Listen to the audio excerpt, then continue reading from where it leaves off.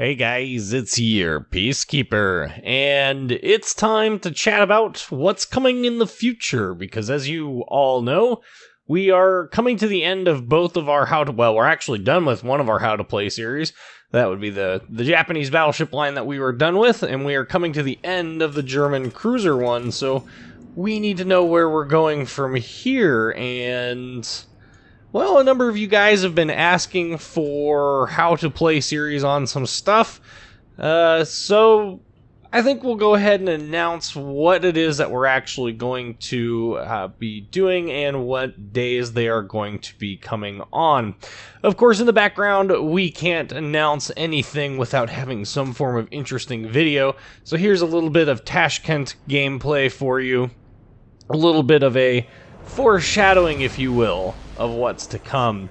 So on Mondays, replacing the German cruiser line, I think what we're going to do is we're going to go ahead and replace it with the Japanese cruisers. Yes, that's right, you heard me.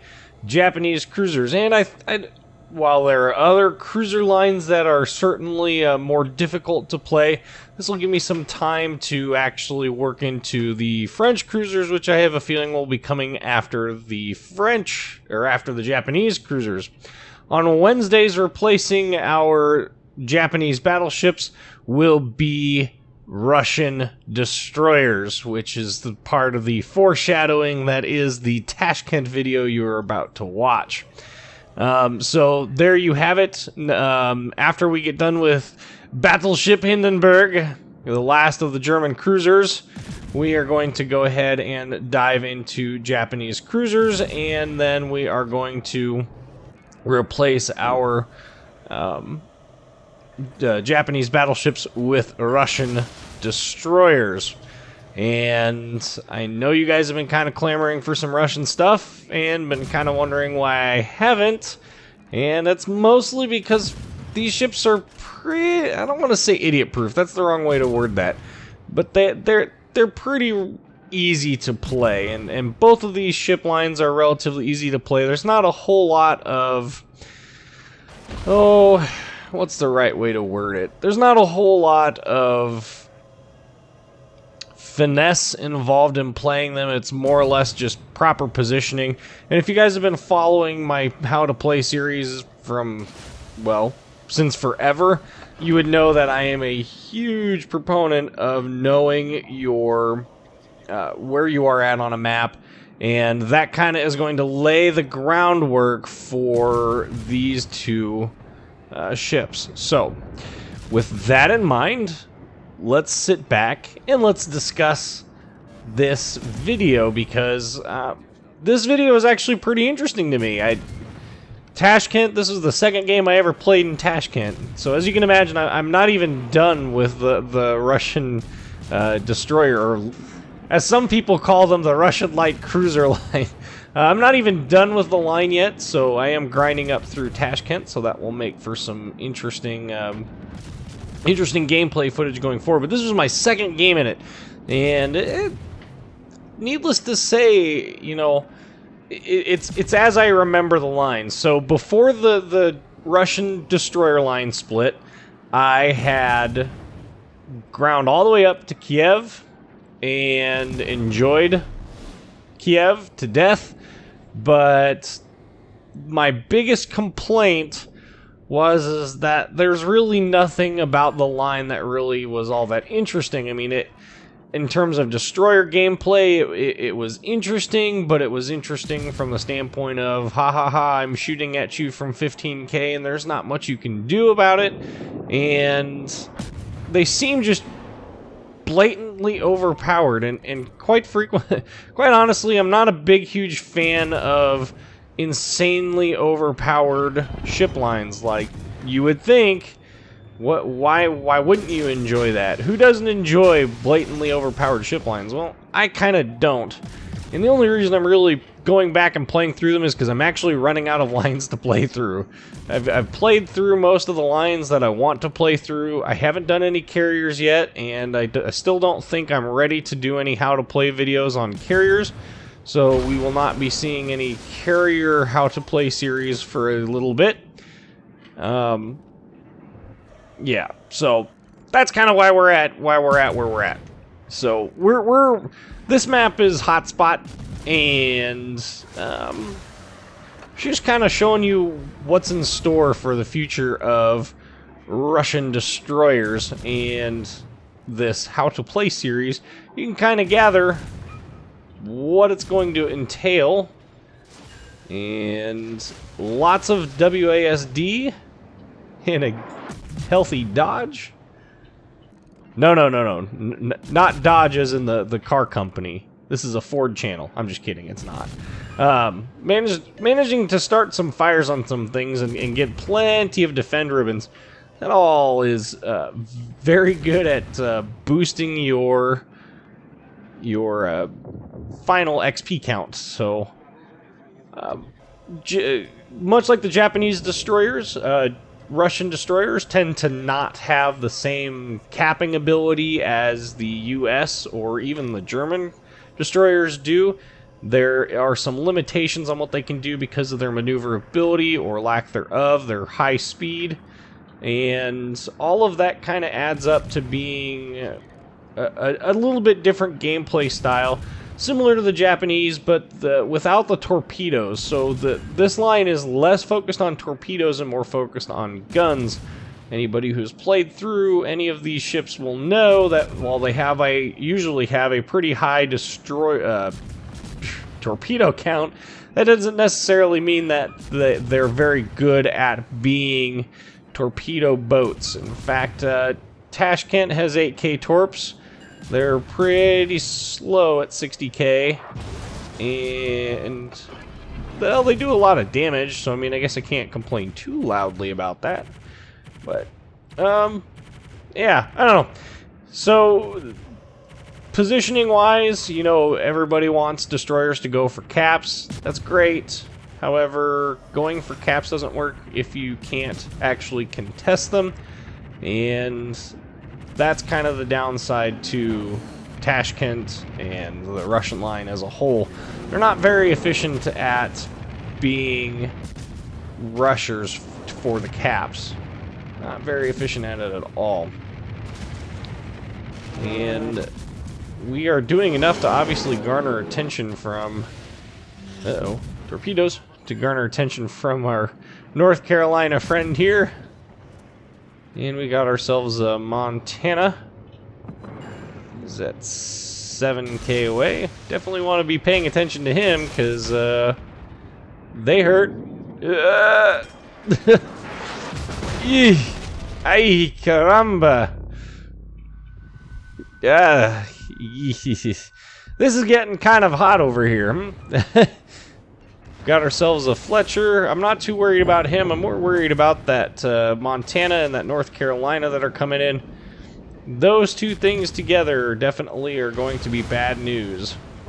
So lots of WASD. Thankfully that battleship is there for the copious amounts of attention gathering to hopefully distract them long enough for me to engage my my healing abilities. 2 torpedo hits on that Montana. That brings us up to 78,408 damage. A Japanese cruiser line, pretty standard affair. They are the long-range HE spammers like the French.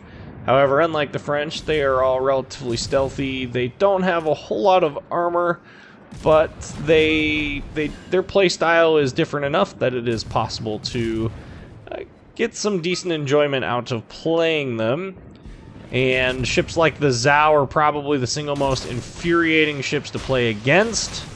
Hindenburg goes way up there as well. In fact, Hindenburg, I would argue, is probably more annoying if played well than Zhao is, although they are both equally annoying.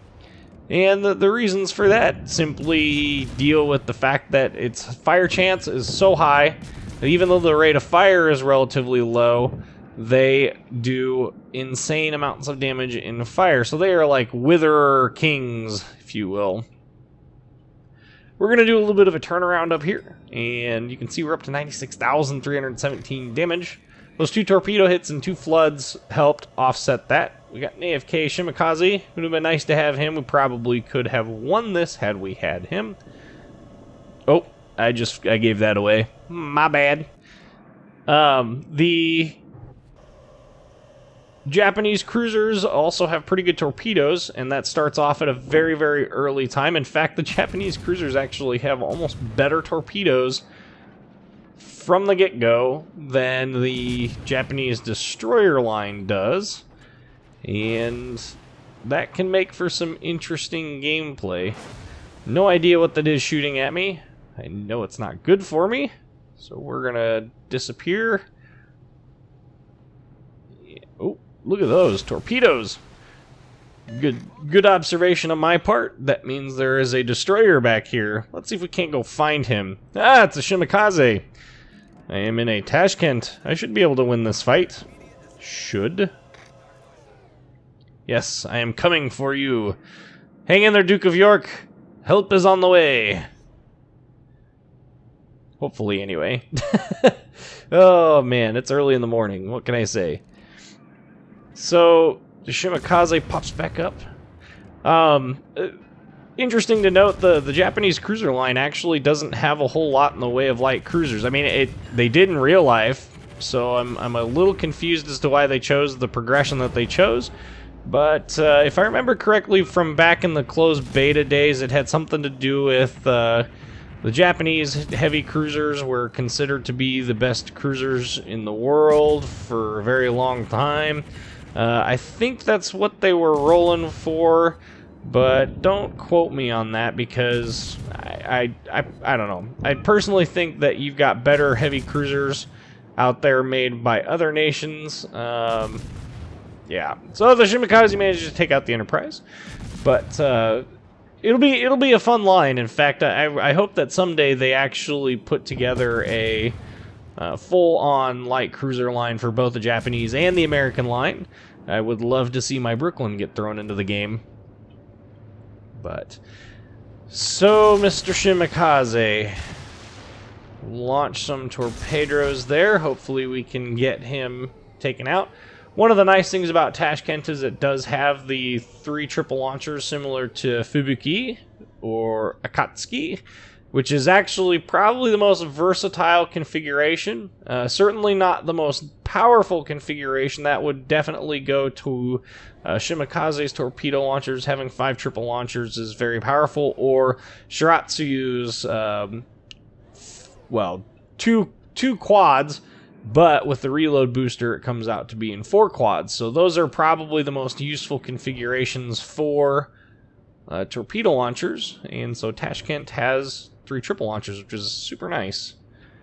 But as you can see, Mr. Shimakaze has somehow managed to avoid getting hit.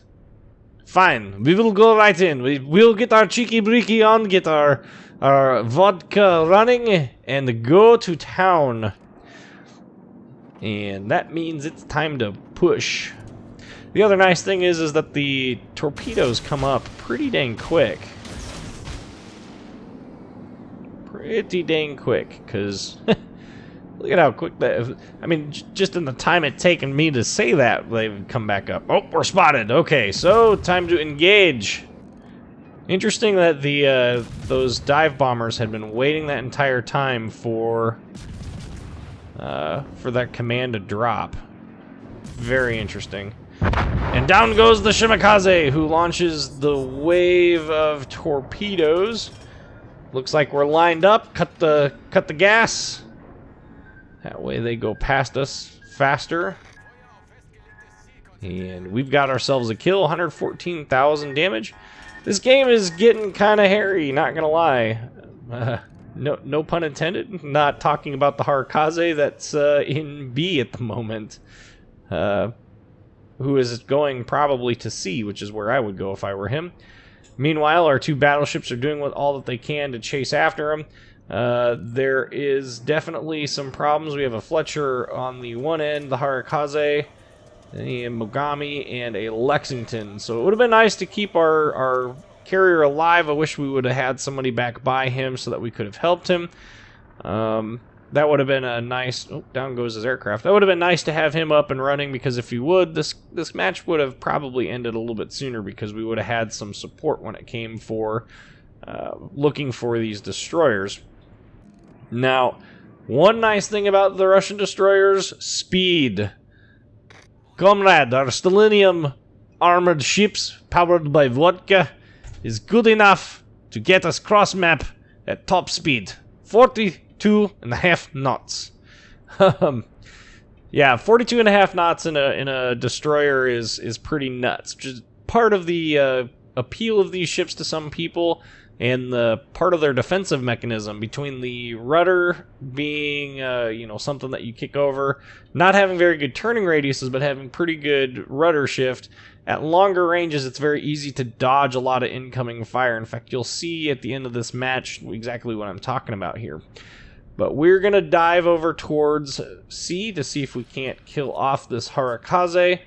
It'd be nice if we could. That would help the point system out a little bit. Man, he's in the cap already. Okay, so it's time to get on over there. And push it into C. So this is kind of one area in which the Russian destroyers don't really excel at real well. And yes, I am launching torpedoes. Well, I was going to when the Fletcher popped up. So my anticipation there was that the Fletcher was actually was actually coming on the northern side of these islands here. That's kind of what I probably would have done. But then I realized, no, we've got this convenient two big, dumb, slow targets down there in the form of battleships. Those are natural prey, so yeah, not surprised. So we got detected there briefly by the Harakaze, so the gig is up, for lack of better phrase. I'm going to launch torpedoes where I think he's probably going to be, and we'll see how that works out for us. Not detected, not detected, not detected. Still not detected. So, yeah, he's yep, okay, so he just bailed out of sea, which is fine. I'm detected all of a sudden, which means he's going to be up here, which means we need to prepare. That's the other downside to the Russian destroyer line, is that there is the worst concealment possible. I think it's because smoke plume from vodka-infused engines is very, very large. Actually, it's probably a balancing mechanism, because quite honestly, without it, these ships would be pretty insane. If these things had something like a U.S. cruiser or a U.S. destroyer concealment, that would be pretty nuts. And so I thought he went to the left here because he disappeared, and it would make sense. It's what I would do. Split their focus so that they have to choose between one of us. But we do need to cap. We got plenty of time here to cap. You can see we've managed to whittle them down to just 2 destroyers. Very, very close game. Very, very close game. And I'm detected. Ah! I spy you, Mr. Harakaze. No, come back. I want to play with you. So we're going to launch torpedoes. But we're being patient with that last set to try and get as much of an angle as possible on it. There we go. There's the Fletcher off there down in the distance. We definitely want to avoid any torpedoes he might be sending our way, plus screening our battleships that remain. Our North Carolina's down there trying to deal with the Fletcher. That's got to be very, very annoying, because he's going to be constantly spotted and not have anything spotting for him. Meanwhile, we're going to go and try and get to B. Now, a smart move on the Harakaze's part. I would have done the same thing. Get out of the smoke immediately. Just use it to provide cover. And then probably launch torpedoes into it afterwards. That would have been what I would have done. But not everybody does what I do. Which is evidenced by some of the comments. Which, by the way, if it seems like I'm not replying to comments as fast as I was, part of that is because I've been really busy these last couple of weeks. In fact, I'm up early today because I have to work days, which is not my preferred time to work at all. But, yeah, so I've been super busy with stuff. We got racing, we got this, we've got, trying to do super testy things on the side, and so very, very, very, very, very busy. Now we're going to go push into the B cap because we need the cap, and I don't think we're going to have time. We're going to have to kill one of them. So this could be a little frustrating to Varsh. So going on into B and hoping that this Harakaze did not go to C, because if he did, that would definitely be the end of this match. Is going to be over anyway, but maybe we can get some points. Nope, he is still in C cap. So, he pops up. Excellent. For some odd reason, it fired there instead of, there he is. We'll get him. Quick WASD hacks go. Taking out his engines. Yep. So one of the key things to fighting with these is that they play a lot like the Japanese destroyers from the destroyer versus destroyer engagement standpoint, and that's going to be distance is your friend because you have very high muzzle velocity. And you can see we took out his torpedoes. I definitely think game's over. I definitely think we could have won that one had the game actually allowed us to continue, but it did not. So of course not. 122,752 damage. 1 kill, 12 fires. We got Confederate and Dreadnought. 1,874 base XP on the losing team. That would have put me in 3rd place on the winning team. Detailed report. You can see the fire damage. Look at the potential damage. Almost 1 million in potential damage. 36,000 in fire. So anyway, yes, Japanese cruisers are going to replace German cruisers on Mondays. And the Russian destroyers are going to replace the Japanese battleships on Wednesdays. So look forward to that content coming up. Anyway, I'm your Peacekeeper. Like, comment, subscribe, and thank you for watching.